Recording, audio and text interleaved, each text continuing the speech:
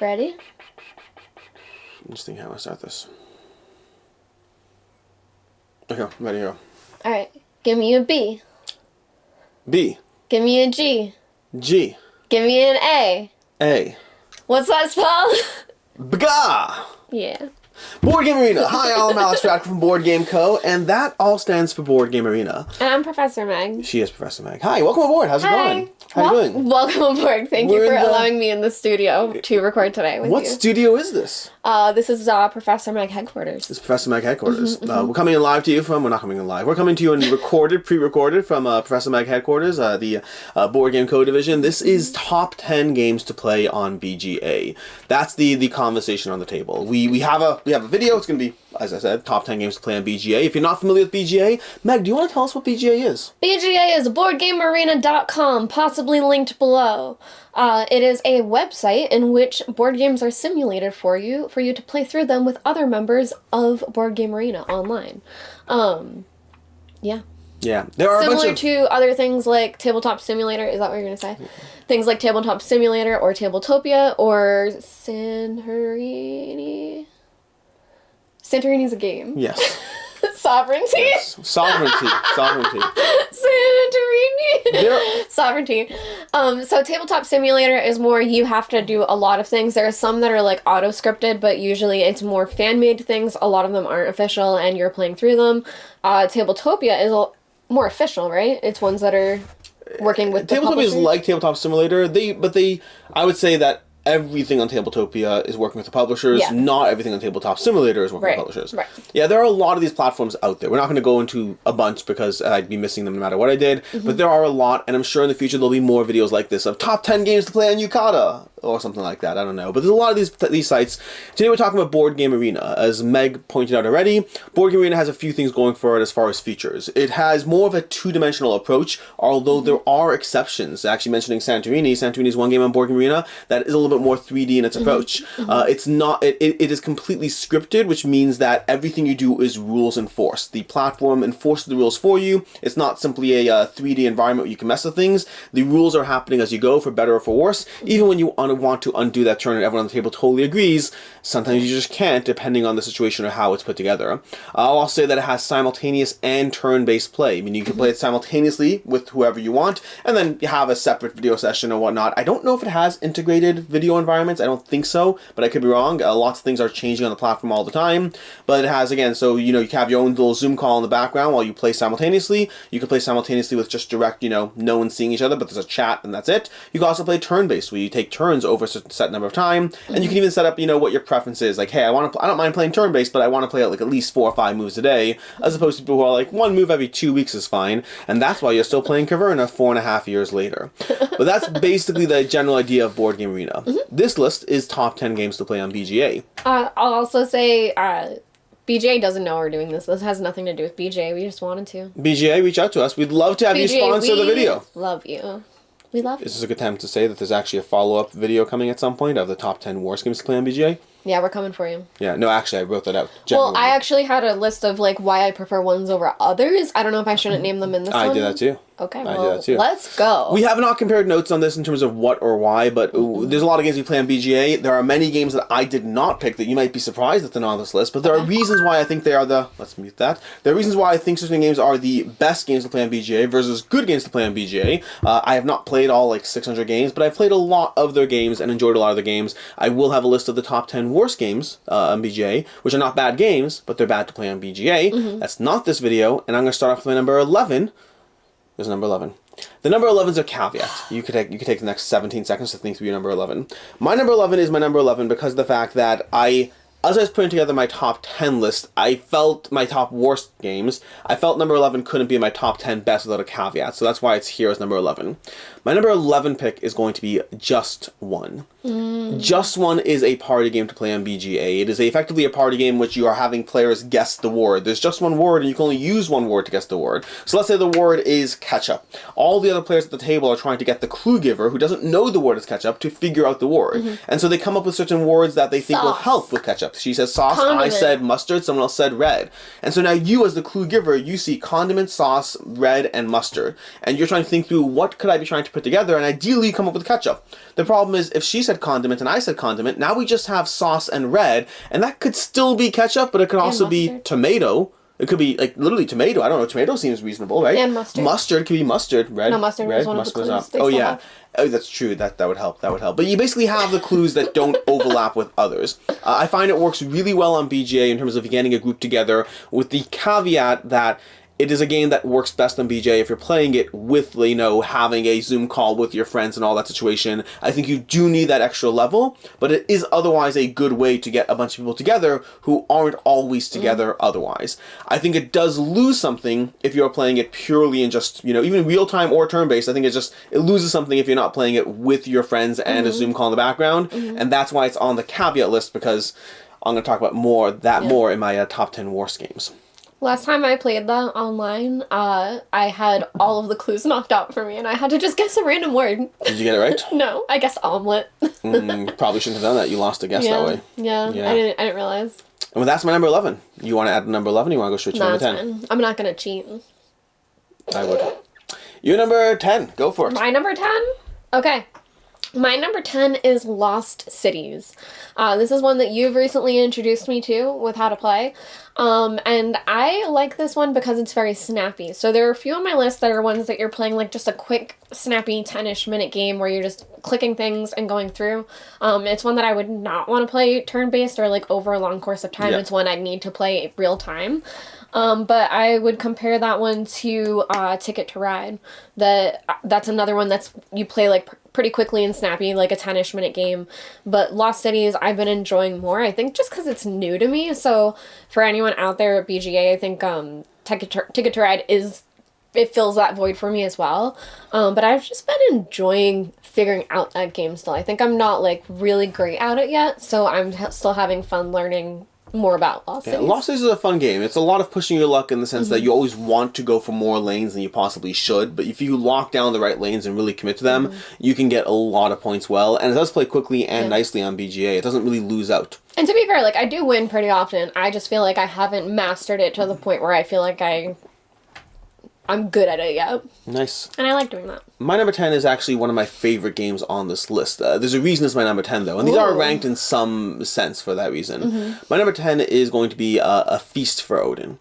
And the reason I picked A Feast for Odin in particular is because, although it's one of my favorite games from these to play, I do like the Norwegians expansion. I think it adds to the experience. I really, like, when I play Feast for Odin without the Norwegians expansion, I'm kind of like, I want to try Norwegians more. Like I think it adds some interesting pieces that divert from purely in Feast of Odin. You're basically trying to fill up a board with a bunch of polyomino shapes while you invest in a heavy worker placement Euro game of just tons. Like there's like 60 plus worker placement spots. There's a ton of things to consider, and the base game has a few kind of dynamic aspects, or say static aspects, where most pieces are rectangular unless you want to go to the artifact board. Versus the expansion introduces a few more non-standardized pieces, which totally change the way you approach it, plus more worker placement spots. I really like Norwegian's expansion, which is not on BGA. It's not on Board Game Arena for this, which means it takes away a little bit from the experience for me, but it's still so much easier to play the game. Feast of Odin has so much setup, so much pieces, so much trays, so much tokens, so much everything. The setup, and even just the maintenance, as I hand you pieces and you have to not flip it to the wrong side.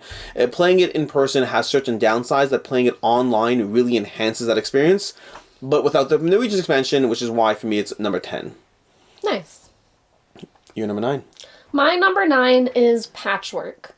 I enjoy Patchwork a lot on BGA. It's one, again, that I'll play like for another quick game. It's a polyomino one that I think it's fun playing it digitally. Sometimes with polyomino games, when you're trying to figure out how to spatially do things, I think just being able to click around and see the space is a lot smoother instead of trying to drop something between other tiles. I really like that it does that. And I listed it kind of lower as my number 9 because it's only a 2-player game. So that was kind of like my knock, because for BGA especially, I can play with a lot more players, so I do enjoy doing that, and Patchwork is stuck in that 2-player number. But I really enjoy it. I really like Patchwork. I think it's fun. Patchwork's a good one. I consider putting it on my list. It's not on my list, but I did consider putting it there. I like polyominoes. My number 10, that's actually two polyomino games in a row. I got a lot of polyomino. I do not. game is on my list? My number 9 is one we've already mentioned in this video, but has not been on our list, which is Ticket to Ride. Nice. Ticket to Ride is lower down my list because it's one of my less favorite games over here. But it is one that I find I don't even have Ticket to Ride in my collection. And part of that is, for me personally, what I'm looking for in games. I've played Ticket to Ride enough. At one point I had like all of them. I've played through it a lot, and it's a good game. But Ticket to Ride to me is often a like 50 to an hour long experience, and it doesn't give me that much gameplay from it, especially having played it enough times. I like it. I enjoy it. I have a good time with it, but I'm not looking for it when I'm pulling out a 60 to 90 minute game. On BGA, you can knock out a game of Ticket to Ride in 15 to 25 minutes. Depends on the player count, depends what you're doing, but if you're playing it simultaneous... It's 10 minutes, because it'll put estimated time when you go to, like, do a Yeah. match, and it'll tell you the estimated times for it. I Ticket think to it's Ride like 10 minutes. At 10 to 20 minutes is a beautiful game. I love Ticket to Ride as a 10 to 20 minute long experience. I don't want it in my collection currently as a 60 to 90 minute long experience, but when you take the core gameplay of Ticket to Ride and you condense it to just go, go, go, no setup, no cleanup, no whatever, it takes a game that otherwise I don't feel the need to own, and it makes it an experience that I'm happy to play. Like, hey, you have 20 minutes? Absolutely. You want to play Ticket to Ride? Sure, let's throw it on. Let's do something. Knock out a little thing and then go back to work. That kind of thing is just a fun experience to go through. Even playing at 2 players, like, 10, 15 minutes, that's just an easy no-brainer. Ticket to Ride is a lot of fun when you have that condensed playtime for me. Now, I will say I play a lot of Ticket to Ride on BGA, and it did not make my list because I've kind of cooled down from it, but for me, Ticket to Ride, there's a 2-part thing. What's the worst part of Ticket to Ride? Being blocked. Shuffling the small, tiny train cards. That's why you should have the Ticket to Ride 1910 Especially when expansion. I do now because of that reason, but especially when it's 2-player, it holds up the game. They're tiny and you want to make sure that they're shuffled well. This does that for you. But that being said, you don't know the level of the discard pile, so when you're making certain decisions like choosing to draw, I don't think there's any way to see how many cards are in the draw versus discard pile, because I've looked. Maybe there is, let us know. If there is, please let me know. But I don't think there is, and that's usually something that I would mentally check when I'm playing Ticket to Ride. If if it's a higher stack, I would draw more often. That's fair. That's fair. There you go. You're number 8. My number 8 is Welcome To.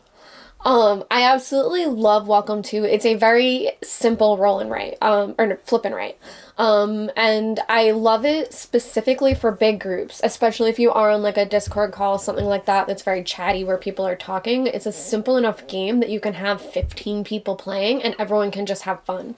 It's a bit competitive where you're going for the different goals, but apart from that, you're just playing your own puzzle. So you're trying to do as good as or as best as possible.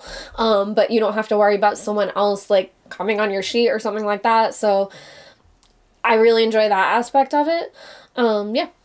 Welcome To. Another one I debated. Another one did not make the cut. There's a lot of good games in BGA. My comparison for that one was Just One. That I think I would prefer Welcome To over Just One if you're playing with a big group like on a call or something. I think it's easier to table 2 across the board. Like, I didn't feel comfortable putting Just One on the list because I had the caveat you have to have a Zoom call. I'd play Welcome To without the Zoom call. Yeah. My number 8 is going to be Beyond the Sun, which I don't think you've played. Beyond the Sun is a midweight Euro game of space exploration, of really just tech. It's called Tech Tree the board game. It's not called Tech Tree the board game, I just call it that. But it's all about these techs. So you have, as you play the game, you're going to be unlocking new technologies. And then the technologies are worker placement spots for the most part, and or tableau building aspects. And so as the game progresses, you're just adding more worker placement spots, from starting off with 4 basic ones to just more and more and more and more. And you have to research to get access to those spots. Meanwhile, there's a little sub-galaxy area control experience going on. And it's just a very involved game that I really enjoy what the game is doing and how it's doing it. I really need to pick up the expansion at some point. The expansion just came out, and so I want to try that at some point. Sorry, what game is this? Beyond the Sun. I don't think I've ever played it. Yeah, I said I don't think you have. Oh. Yeah. I started that off. I haven't. I like it a lot. I really enjoy the game, and it is... The reason I added it on this list is it is one of those games that can be harder to table when you're in person. It's not crazy. It's not face voting level, not all. This is why it's lower down on my list, even though I like the game a lot, and even though the experience online doesn't miss out. And that's a big thing for most of these games for me.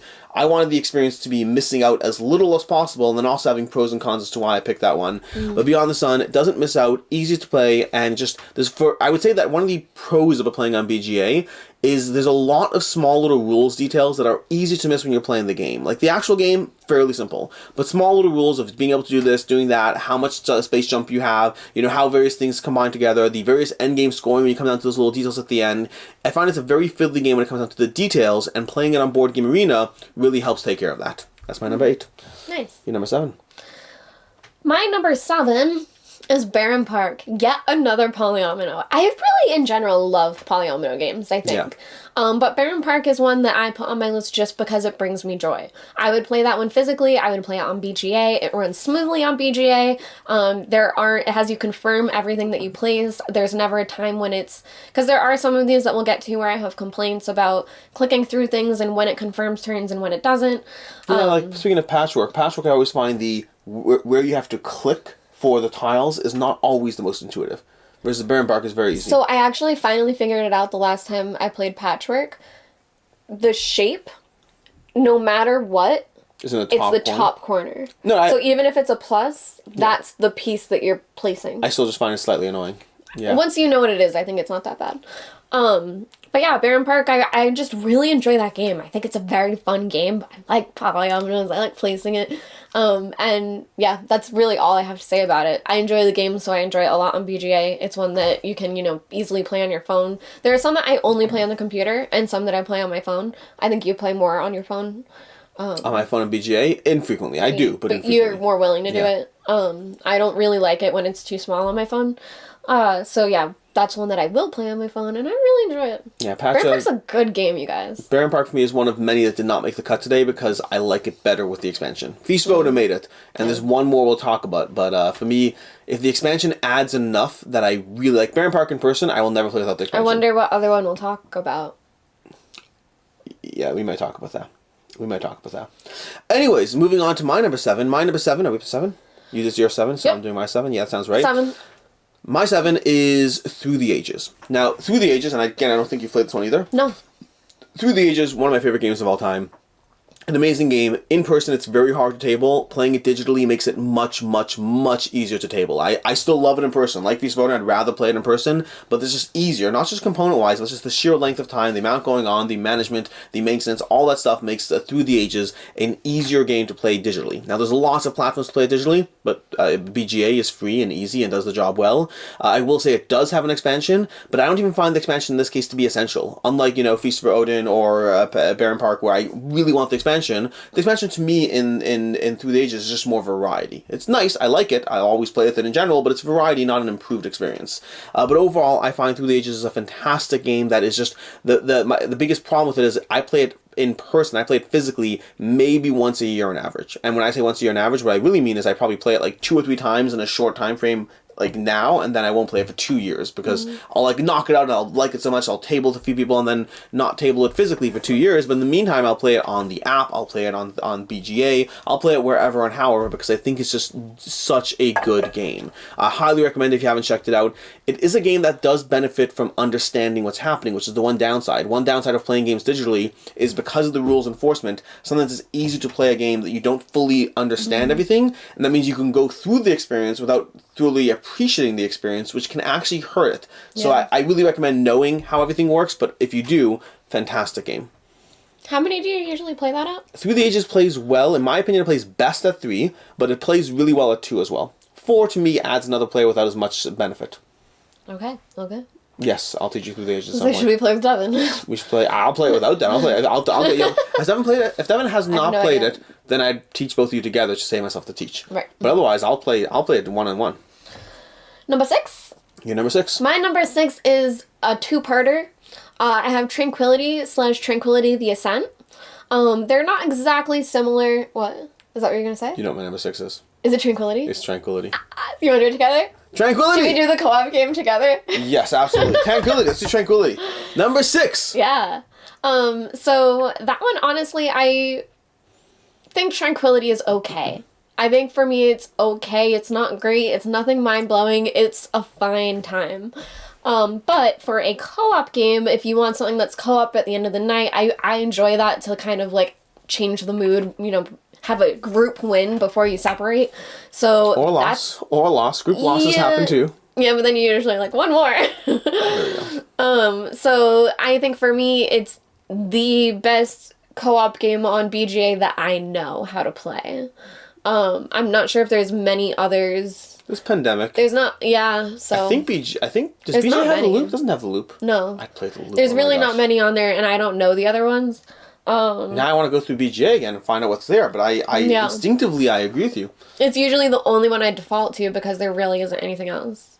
Oh, besides one that didn't make my list, Regicide. There's now Regicide that I recently learned. I think I'd rather play Regicide in person. Sure.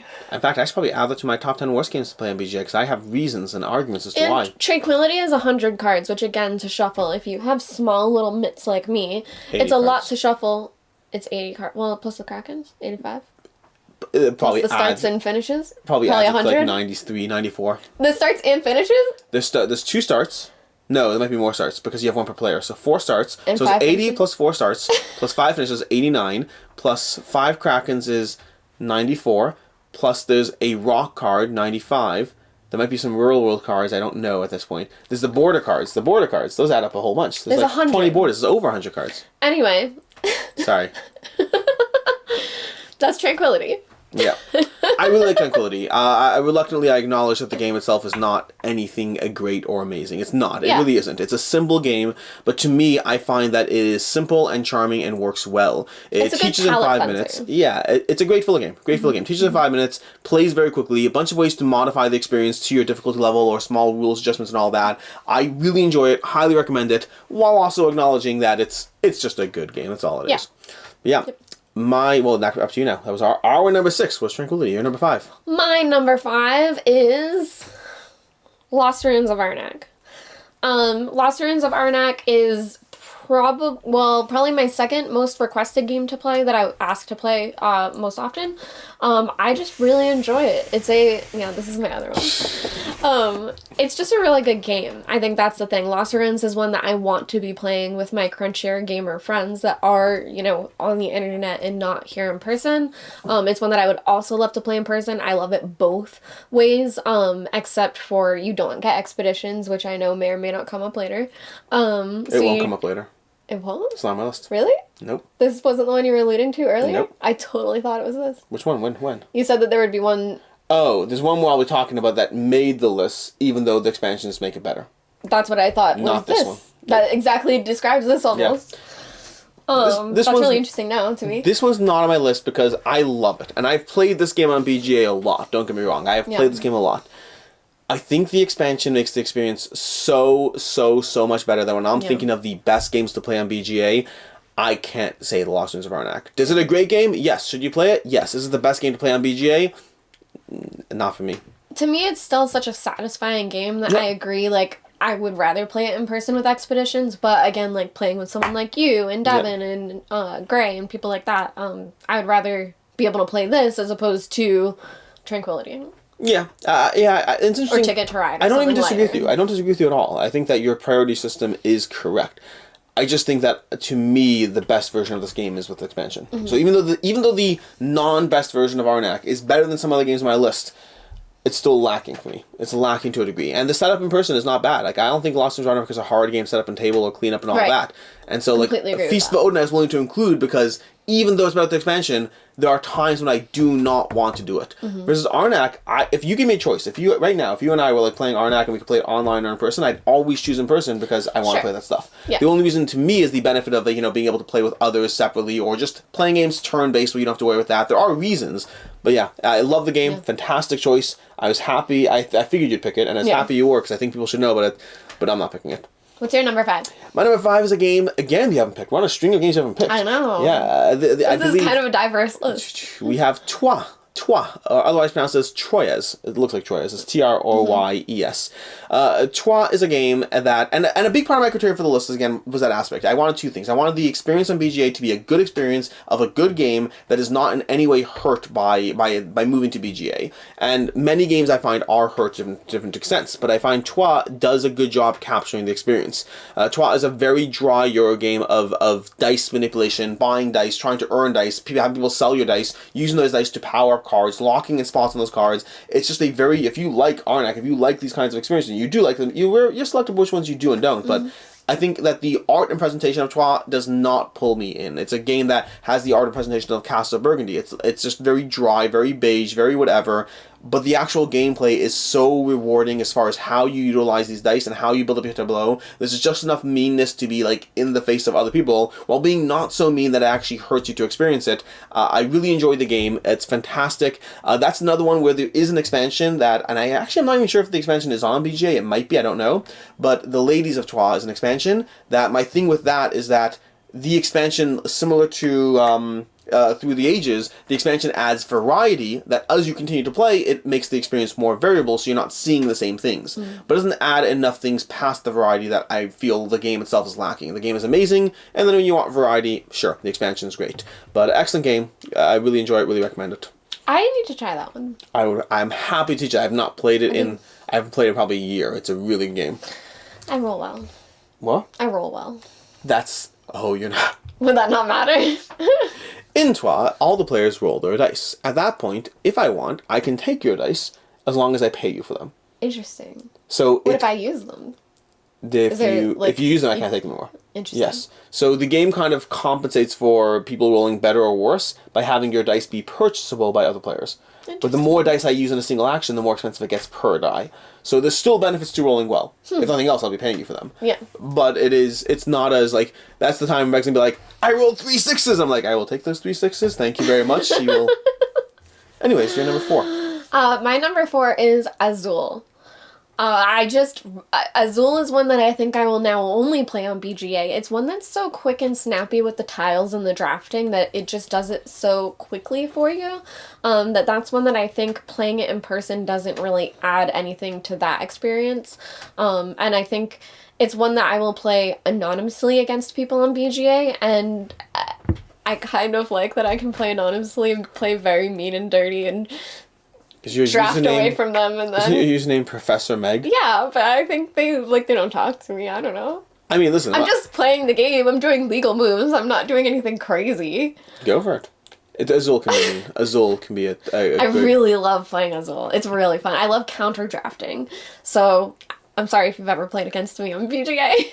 Yeah, that's another one that's on my short list. It's a great choice. Azul's a phenomenal game. Playing in BGA is just quick and fast and easy. Mm-hmm, mm-hmm. Yeah, it's just very enjoyable. That's one when you want to play like a quick and dirty, mean drafting game, but like a couple rounds. You can play it multiple times and just reset quickly because it does go by so quickly. I think it's really fun.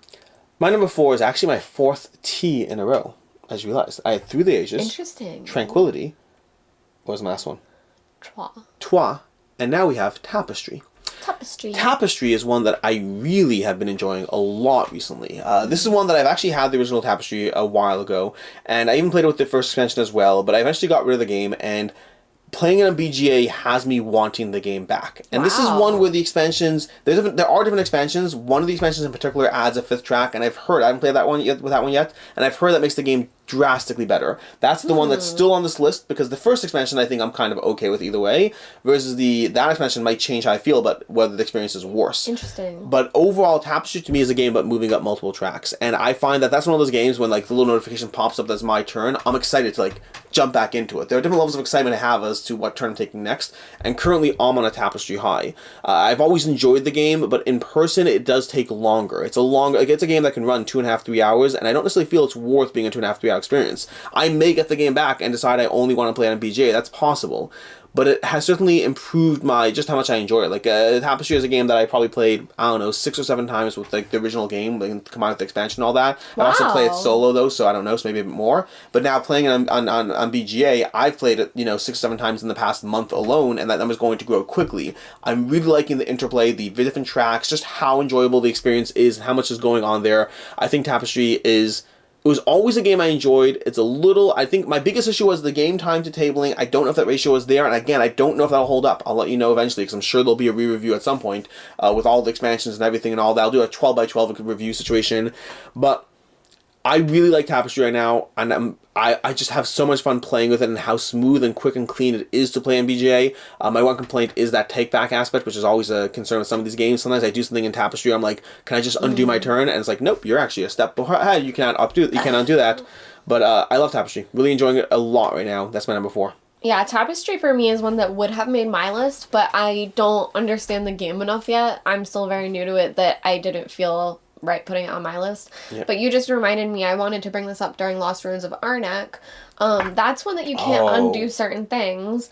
And there's one particular, well, there's two cards that let you purchase from each side, like one for each side. And you can also include the top card of the deck. And sometimes, like, you'll click to buy the card, you know exactly what card you want, you go to click it, and then the top card spawns, changes the row, and you click the wrong card. I've done that so many times. It is infuriating. It isn't. It's happened clicking to me the as well. wrong thing, because the board moved on you. You're literally prepped. You're Why doesn't it make you confirm choosing that card? And the problem is because that's one of those things some things you can undo, but that one's like, oh, new information you can't undo. I'm like, no, just put back the same card. No new information. I want to just change it. I've had the exact same thing happen to me. It is incredibly frustrating. Comment down below if that's happened to you when playing Lost Winds of Arnak, because I'm sure we are not the only ones. I'm sure this is a regular thing. Because of the way that happens, I think it should choose you confirming selecting the card. So not undoing playing the card where you get to see everything. For sure, of course. But just, but we're like, yes, this is the way it must work. Yeah, of course. No, I'm saying you shouldn't undo the new information. Right. That's one of the big things about games. It should be, is this exactly the card are you sure you want this one? Yeah. Traveler. You're number 3. My number 3 is Castles of Burgundy. I can't wait to find out your 2 I'm a little low-key obsessed with this game, you guys. What's your 2? I assume this would be your number 1. What's your 2? Oh, I'm going to have to make guesses. I'm going to have to guess. I am really loving this game. I don't know what's wrong with me and my brain, but I am, like, really into Castles of Burgundy right now, with multiple player counts, with multiple groups of people. You know this like top 20 games of all time on Board Game Geek. Okay. I'm saying you're not an exception here. There's this new game that you guys haven't heard of that I should tell you about. It's called Castles of Burgundy. You're like, I don't know why I like it. There's something wrong with me. I'm like, you and a whole bunch of other people. I know, but I gotta cool down a little bit. Okay. I actually even played this with Petrified. Oh, I gotcha. Ellen. Very but yeah, this is a very charming game. I guess with where it stands in BGG, I won't explain anything about it. No, explain away. It's fine. But I will say, I really started loving this game on BGA, and then I played it in person with Chris, George, and Alex, and that sounded like 3 people, but only 2 people. And the setup time is really annoying. It really kind of sucks to flip all these tiles down and have to do all of that and upkeep and remembering all the time and remembering to roll the white die and whose turn is it. And honestly, it's one that I think is a lot smoother online. I assume there are expansions? Are there even expansions? So there are multiple expansions. I have a 12x12 view coming of this one shortly. There are expansions in this box as well, which in fact you actually played with one. That game we played with BG with Chris George. Oh yeah, you're right. Trade routes or whatnot. Yep. And there's a bunch of expansions you can have, different modules. There are different buildings you have, just simple buildings you have, like that are not available. Do you think it's worth it, or is it like it's fine enough as is? I think that like both. I think most of the expansions to me are modular in nature. They are not like game breaking. There is the new Vineyards expansion in the giant miniature version coming from Awakened Realms. So it's gonna be that, which just changes. I have to play with the Vineyards expansion. That's the only way I have not played the game so far is solo and the Vineyards expansion. Once I do those, I'll be doing a full 12x12 review. You can play this solo? You can play the game solo. Meg's like, now I understand why you'd play it. I don't know if you can play it solo online. I think it's actually time for you to leave, Alex. I don't know if you can play it solo online. I haven't checked that. Yeah, that's fine. And I don't know if you've seen over here. There's even I don't know if you've gone through this. I'm gonna show you something that's just gonna make you go, what? This is new. This is new. Okay, we're gonna go ahead and see. Oh, this is straight up new. Oh, this is straight up new. Yeah. 1 second. Let's go ahead and grab. You want to grab the boards out from the bottom? Just grab those. Okay. So, if you grab those, there's a few things that are interesting here. The first is this. Well, I think you're supposed to go. I don't know exactly how it works, but this. No, you were right. No, it doesn't go like that. It doesn't go like that. It might be another one of these. I'm like, did they fold open? I don't know. There might be. Here we go. Okay. There we go. Okay. So there's this giant board over here, which I don't know this at all yet. What this one does. I hope it's for solo. It might be solo. I don't know. We can show you. There's Guys, 2 boards I'm together. gonna find out tonight. And then there's other boards as well in here. Like there's this one going this way, so you can do this way. Look at that. I didn't know about this. Okay. Cool. There's a whole bunch of fun things you can add to this as far as those boards. And there is a solo. This box should say somewhere. I'm never playing this on BGA again. 1 to 4 players. 1 to 4 players, it says. So there's definitely a solo mode in this box. I don't know about BGA. I've not tried it. I don't think so, because I've looked. Okay. So I go through the solo tab on BGA. So yeah, so this is one that is. There are a few more ways to play it. I haven't tried it, but I agree with you. It's a fantastic choice. It's my choice. Yeah, my number 3 is Seven Wonders Duel. This is a 2-player head-to-head version of Seven Wonders, and part of the reason it's here is both expansions, which I think the expansions do add to the experience of the game. They're both on BGA, so you can play with Agora and Pantheon. You can play with Pantheon and Agora on there. You can play with either or both, however you want to mix it up. And to me, this is another one that the experience has just improved. I don't think Seven Wonders Duel is a hard game to table in real life. It's not. It's easy. But if you don't have to play with like all that card laying and cleaning up, and the biggest thing is often like shuffling. Okay, great. We need to move 3 of these cards. We are playing with Agora today, so we have to shuffle up some senators. We also have to make sure to adjust the guild cards. Then small things, not a big deal. But playing it on BGA, similar to Ticket to Ride, it's one of those games that could be like a 45-minute long experience in person, or it could be 20 minutes on BGA. Already better, faster, easier, to the point. I think it's a fantastic game. It has all the expansions online, and it really has that head-to-head nature is very present, whether you're playing it simultaneously, whether you're playing it turn-based, whether you're playing it with a Zoom call in the background. Any way you play it, it's just an excellent experience that captures all the magic of the tabletop version, strips away a little bit of the maintenance, and it's just a lot of fun. Still recommended in person, but very much recommended on BGA as well. Nice. You're number 2. Do you want to guess at all? Because you're... you know what? Let me go look. Because my top 2 are... Oh. Okay, I know you're number 1. We're going to align number 1, I don't think so. We're not aligning on 1? Actually, no, we're not. So your number 2 is My City. Mm-hmm. Okay. My number 2 is My City by Cosmos. My City, you may have heard me talk about before, so I'll keep it kind of brief. You're playing through a campaign game with polyominoes. It's competitive, where you get your own little field area with a river running through it, and you're placing these polyomino buildings. I was going to say warehouses and buildings at the same time, and my brain broke. You're placing these different things all over the board, and at first everything's fine, but then as the story progresses, you are doing different things like trying to match colors, and then trying to fill the whole bottom of the board, or only be on one side of the river, or get to certain caves. And it is a, like I said, campaign game where, especially for BGA, the accessibility of when you buy My City, I still think it's a fantastic game. I would play it any way you can. I would still have the experience of playing it in person. I think that's still fun. And I'll get to this part in a second, but also the accessibility of seeing the pieces on the board and being able to move them around and view them everywhere. I think that's so much easier than in person. But the game comes with 4 copies. So 4 different people can play, or 2 groups of 2 can play, and you're putting stickers on things, you're using markers on things, you're placing different stones and trees all over the board. So you're customizing it to the point where you can't replay it, I don't think. You are allowed to replay it. Like many legacy games where you can replay it, no one really does. Like, how would you reset it? Do you have stickers to cover the other stickers? Keep playing the Infinite game. Oh, I see. I'm not playing the Infinite game, but you could keep playing the Infinite game. So I think that's where BGA kind of wins out, that you can start a new game of My City every day, all the time. One with each of your friends. And you can play My City that many times, as opposed to purchasing 1 box and be able to have, 4 total boards that are completed, and then you have to stop. What if you play it the first time with 3 people, and then you have 1 left over that you just chuck? So that's my thing about My City. I absolutely love that game. It's one of my favorite. You buy another copy to play 3-player, and right, that's what I was thinking. It's like then you have 1 extra for whatever. I was literally thinking that. Like, well, obviously. So I absolutely love the game. Another polyomino, really, really love it. It does some clever things. I think it's really fun. You can really catch up to where it's kind of a race of points, but it's 24 scenarios. 24 scenarios. So you can really catch up if things go wrong. I just think it's a really good time. But I prefer it on BGA. I just think it's just so much more affordable and, a way you can replay it a lot. For myself, my number 2 is one we already talked about, which is the Castles of Burgundy. Number 2, right? Yeah. Yeah, good. Castle of Burgundy. I can say all the things Meg said already. It's a fantastic game. I think it is an easy enough game to play in person. I'm a big fan. I highly recommend bags so you can't see what's in them. That'll make the whole setup, tear down process much easier, so you don't have to lay out the tiles. Past that, though, I don't think it's that hard to set up. It certainly is easier to play on BGA, like many of the experiences will be. But I like it in person, but I love it on BGA just as much. It is a excellent game. I think the expansions and modules that I do wish BGA had, they are modules. I think that the core game experience is the best version of the game, and the modules are good for variety and all of that. My opinion might change once I have that giant, miniatures version that has everything looking pristine and premium and all that. Maybe, I don't know. But it's accessible, it's easy to play, it plays quickly, it works with different player counts. In general, you have that view of everything going on at other people's boards. You can see what's happening in the game very well. It has a ton of strategy, a ton of depth. It is very highly ranked on BGG. It has been in my collection since I first got games. Like 2 games that have been in my collection that have lasted this long. Seven Wonders and Castles of Burgundy are the only 2 games that have lasted in my first month of purchases that are still here today, 12 years later or whatever it's been. Fantastic game, plays well on BGA, and that's it. My Castle of Burgundy. Great game. Nice.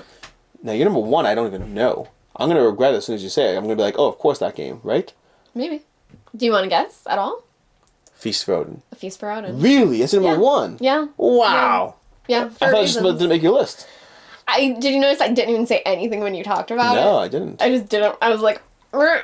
Go ahead, do it. A Feast for Odin. So we did already talk about it. I'm not going to hit the points that Alex did, but for me, the reason A Feast for Odin is my number one is and I know the expansion, we played with it. I didn't feel I need to play with the Norwegians expansion. To me, the base game is fun enough as it is. I really enjoy the game. And for me, it's my number one because of how it's automated through BGA. So for me, I'm someone that I was even getting a little confused between upgrading things and what turns into what, and hey, whatever, some people aren't great with that kind of thing. That I like on BGA, you can even like do I mean, I guess I could have had the rule book in front of me, but there is a reference sheet where you can see it. But part of it being so great for me on BGA is that everything is private.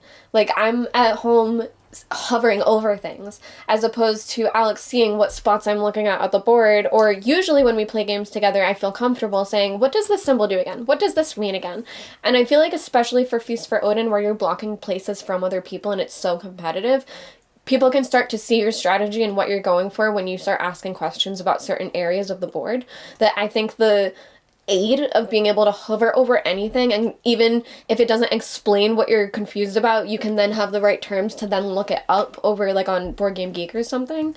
I really, really like the assistance of it being on BGA. I think it's very helpful. I didn't even think of those points. I completely agree. That's totally reasonable. There's a recent game we were playing recently where I had that concern where if I ask questions or if I do whatever, right.